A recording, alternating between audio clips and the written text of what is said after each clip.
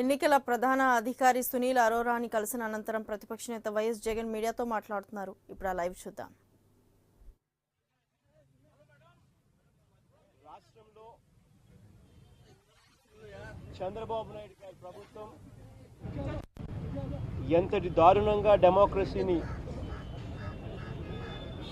వికరిస్తా ఉంది అన్న అంశాల మీద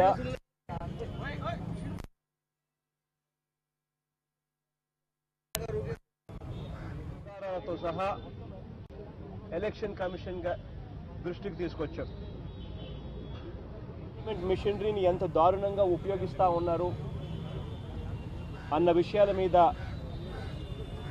ఆధారాలతో సహా ఎలక్షన్ కమిషన్ దృష్టికి తీసుకొచ్చాం.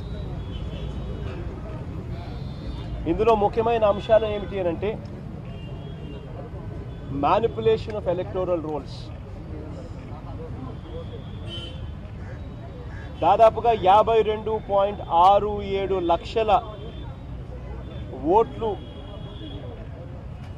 డిఫెక్టివ్ ఓట్లు, డూప్లికేట్ ఓట్లు అని సెప్టెంబర్ 2018న ఎలక్షన్ కమిషన్ దృష్టికి తీసుకురావడం జరిగింది. ఇవాళ ఆ సంఖ్య 59,18,000 ఓట్లకు తెలుగుదేశం పార్టీ ఆధ్వర్యంలో దొంగ ఓట్ల ప్రక్రియ ఇవాళ నమోదయ్యింది. అంటే రాష్ట్రంలో 3,69,00,000 ఓట్లుంటే ఇందులో 59.18 లక్షలు, అంటే దాదాపుగా 3,69,00,000లలో 60 లక్షల ఓట్లు ఈరోజు డిఫెక్టివ్ ఓట్లు, ఇన్వాలిడ్ ఓట్స్, డూప్లికేట్ ఓట్ల రూపంలో ఉన్నాయి అని అంటే ఎంతటి దారుణంగా చంద్రబాబు నాయుడు గారి వ్యవస్థను వెటకారం చేస్తూ ఉన్నాడని చెప్పడానికి నిదర్శనం. ఈ 60 లక్షల ఓట్లలో దాదాపుగా 20 లక్షల ఓట్లు హైదరాబాదులోనూ ఆంధ్ర రాష్ట్రంలోనూ ఉన్న డబుల్ ఓటర్స్. మిగిలిన 40 లక్షల ఓట్లు ఆంధ్ర రాష్ట్రంలోనే డబుల్ ఓట్లుగా నమోదై ఉన్న పరిస్థితి. పూర్తి డీటెయిల్స్ ఎక్కడ ఉన్నాయి, ఎక్కడెక్కడ డబుల్ ఓట్స్గా నమోదై ఉన్నాయి అనే పూర్తి డీటెయిల్స్ ఎలక్షన్ కమిషన్ దృష్టికి ఇవ్వడం జరిగింది. ఒకవైపున ఓట్లను డబుల్ ఓట్లుగా పెంచుకోవడం ఒకవైపున చంద్రబాబు నాయుడు గారు ప్రభుత్వం చేస్తూ ఉంటే, రెండో వైపున వీళ్ళు చేస్తూ ఉన్నది ఏమిటి అని అంటే వైఎస్ఆర్ కాంగ్రెస్ పార్టీకి సానుభూతి పరులుగా ఎవరైనా చెబితే ఆ సానుభూతి పరుల ఓట్లను వీళ్ళు రకరకాల సర్వేల రూపకంలో వీళ్ళు కనుక్కొని ఆ ఓట్లను తీయించే కార్యక్రమం కూడా చేస్తారు. దాదాపుగా ఈ మాదిరిగా తీయించే కార్యక్రమంలో భాగంగా జరిగిన ఓట్లు చూస్తే దాదాపుగా 4 లక్షల పైచిలుకు ఓట్లు ఇప్పటికే తీయించిన పరిస్థితిలో జరిగాయి.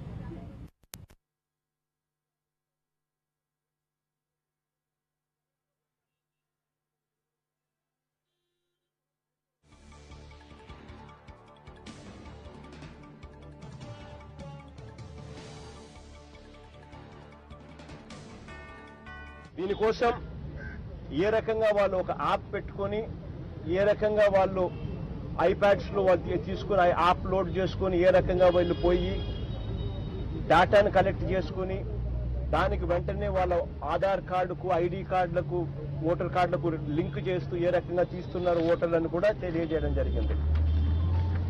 ఇది కాక చంద్రబాబు నాయుడు గారి ప్రభుత్వం ఏ స్థాయిలో ఉంది అని చెప్పడానికి నిదర్శనం పోలీస్ అధికారులను ఏ రకంగా దుర్వినియోగం చేస్తా ఉన్నారనడానికి నిదర్శనం. ఇవాళ రాష్ట్రంలో ఎంతటి దారుణంగా చంద్రబాబు నాయుడు గారి ప్రభుత్వం చేస్తూ ఉందనంటే రాజాజీ డిఎస్పీ చంద్రబాబు నాయుడు గారి సామాజిక వర్గం, ఒకే ఒక సామాజిక వర్గంలో ఇది లిస్ట్ ఆఫ్ సిఐలను డిఎస్పీలుగా ప్రమోట్ చేస్తూ చంద్రబాబు నాయుడు గారు చేసిన ప్రమోషన్స్ లిస్టు. ఈ లిస్టు చూస్తే ఒకే సామాజిక వర్గానికి సంబంధించిన సిఐలను డిఎస్పీలుగా ప్రమోట్ చేసి అవుట్ ఆఫ్ టర్న్ ప్రమోషన్స్ చేసిన లిస్ట్ ఇది. దాదాపుగా 37 మంది ఉంటే ఇందులో 35 మంది ఒకే సామాజిక వర్గానికి సంబంధించిన ప్రమోషన్స్. సిఐలను అవుట్ ఆఫ్ టర్న్ డిఎస్పీలుగా ప్రమోట్ చేస్తూ అంతా ఒకే సామాజిక వర్గం. 37 మందిలో 35 మంది. అందులో మిగిలిన ఇద్దరిలో కూడా ఒకరు అదే సామాజిక వర్గం సంబంధించిన వాళ్ళను పెళ్లి చేసుకున్న పరిస్థితి. అంతటి దారుణంగా డిఎస్పీలను కూడా చంద్రబాబు నాయుడు గారు సెలెక్ట్ చేసుకుని పోలీస్ యంత్రాంగాన్ని దుర్వినియోగం చేయడానికి రెడీగా ఉన్న పరిస్థితులు. ఈ లిస్టు ఎలక్షన్ కమిషన్ దృష్టికి తీసుకొని పోయాం, వాళ్ళకి ఇచ్చాం.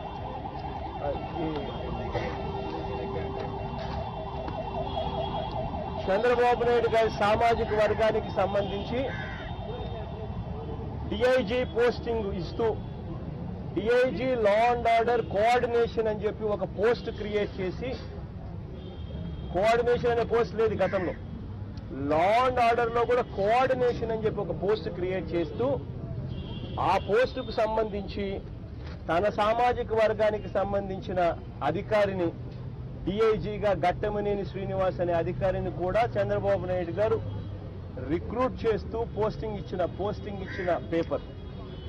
ఈ పోస్టింగ్ ఇచ్చిన దాంట్లో చంద్రబాబు నాయుడు గారు తన సామాజిక వర్గానికి సంబంధించిన వ్యక్తులను కీలక ప్లేస్లలో ఎలక్షన్ నడిపే దానికోసం అని చెప్పి తాను పెడతా ఉన్న ప్లేసు. ఇవన్నీ ఎలక్షన్ కమిషనర్ దృష్టికి తీసుకొని పోయి ఏ రకంగా డీజీపీ ఠాకూర్ గారు పోలీసు వ్యవస్థను భ్రష్టు పట్టిస్తా ఉన్నాడు చంద్రబాబు నాయుడు గారి ఆధ్వర్యంలో అని చెప్పి ఆధారాలతో సహా ఇచ్చినాం. డీజీపీ ఠాకూర్ గారిని కూడా ఏ రకంగా చంద్రబాబు నాయుడు గారు అదే పనిగా పోస్టింగ్ లో పెట్టుకున్నాడు, తనకన్నా సీనియర్లను ఏ రకంగా ఉన్నా కూడా పక్కన పెట్టాడు అన్నది కూడా ఎక్స్ప్లెయిన్ చేస్తూ, గతంలో ఏ రకంగా డీజీపీ గారు చంద్రబాబు నాయుడు గారి కొమ్ము కాశారు, నా మీద హత్యాయత్నం జరిగితే ఏ రకంగా గంట లోపే చంద్రబాబు నాయుడు గారు సంబంధించిన ఇదే డీజీపీ ఏ ఎంక్వైరీ జరగకుండానే ఇన్సిడెంట్ జరిగిన ఒక గంటకే చంద్రబాబు నాయుడు గారి తరఫున వకాల్తా పుచ్చుకొని హత్యాయత్నం నా మీద జరిగితే ఏ రకంగా దాన్ని తప్పుదోవ పట్టించే కార్యక్రమం చేశాడో కూడా ఎలక్షన్ కమిషన్ దృష్టికి తీసుకొని పోతూ ఎలక్షన్ కమిషనర్ గారికి రిక్వెస్ట్ చేశాం, ఎట్టి పరిస్థితుల్లోనూ ఎలక్షన్స్ ఫ్రీ అండ్ ఫెయిర్ గా జరగాలంటే డీజీపీ గారిని, ఇంటెలిజెన్స్ ఏడీజీ ఏబి వెంకటేశ్వరరావు గారిని, అదే చంద్రబాబు నాయుడు గారి సామాజిక వర్గానికి సంబంధించిన వ్యక్తి తాను కూడా, DIG law and order coordination Ghattamaneni Srinivas గారిని, వీళ్ళ ముగ్గురిని ఎట్టి పరిస్థితుల్లోనూ ఎలక్షన్ డ్యూటీ నుంచి తప్పిస్తే తప్పనిచ్చి ఎలక్షన్ ఫ్రీ అండ్ ఫెయిర్ గా జరగవు అని చెప్పి కూడా ఎలక్షన్ కమిషన్ దృష్టికి కూడా తీసుకొని పోవడం జరిగింది. ఈ అన్ని విషయాలను చెబుతూ ఏ రకంగా చంద్రబాబు నాయుడు గారు పోలీసు వ్యవస్థను దుర్వినియోగం చేసుకుంటూ ఎలక్షన్లను భ్రష్టు పట్టించే పరిస్థితిలోకి తీసుకొని పోయే కార్యక్రమం చేస్తా ఉన్నాడు. వీళ్ళు చేయబోయే పనులేమిటి, చంద్రబాబు నాయుడు గారు అవినీతి సొమ్మంతా కూడా, అవినీతిలో సంపాదించిన సొమ్మంతా కూడా ఈ పుస్తకం కూడా ఎలక్షన్ కమిషన్ దృష్టికి తీసుకొని పోయాం. చంద్రబాబు నాయుడు గారి 4.5 సంవత్సర కాలంలో ఎంతెంత అవినీతి చేశాడు అనేది కూడా చెప్పాం. ఈ అవినీతి చేసిన సొమ్ములో నుంచి దాదాపుగా 4,000 కోట్ల రూపాయలు పైచిలుకు డబ్బులు చంద్రబాబు నాయుడు గారు ఇప్పటికే నియోజకవర్గాలకు చేర్చడం, ఆ నియోజకవర్గాలలో నుంచి ప్రజలకు డిస్ట్రిబ్యూట్ చేసేందుకు చంద్రబాబు నాయుడు గారు ఏ రకంగా పోలీసుల్ని వాడబోతా ఉన్నారు అన్న విషయాలను కూడా తీసుకొని పోవడం జరిగింది. ఇవన్నీ ఎలక్షన్ కమిషన్ దృష్టికి తీసుకొని వచ్చి ఫ్రీ అండ్ ఫెయిర్ ఎలక్షన్స్ జరిపించాలి అని అంటే ఎట్టి పరిస్థితుల్లోనూ ఈ ఎలక్టోరల్ రోల్స్ లో జరుగుతా ఉన్న అవకతవకలను పరిగణనలోకి తీసుకోమని చెప్పాం. ఈ బాధ్యత గల స్థానాల్లో పోలీసులను కొత్త వాళ్ళని తీసుకొని వచ్చి